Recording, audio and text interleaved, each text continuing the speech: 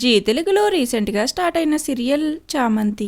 చామంతి సీరియల్లో మెయిన్ లీడ్స్గా మేఘన, ఆశిష్, ఐశ్వర్య ఇలా తదితరులు నటిస్తున్నారు.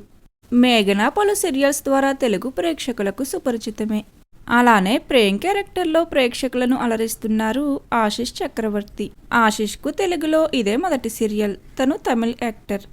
అయితే ఇప్పుడిక తాజాగా ఈ సీరియల్ నుండి మొదటిసారి ఒక యాక్టర్ క్విట్ అవుతున్నారు. ఇక చామంతి సీరియల్ నుండి తప్పుకుంటున్న యాక్టర్ నరేష్. నరేష్ తెలుగు యాక్టర్.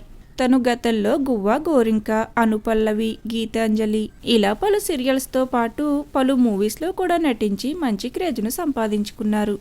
తరువాత ఇప్పుడిక చామంతి సీరియల్లో నెగిటివ్ రోల్లో ఉపేంద్ర క్యారెక్టర్లో ప్రేక్షకులను అలరిస్తున్నారు.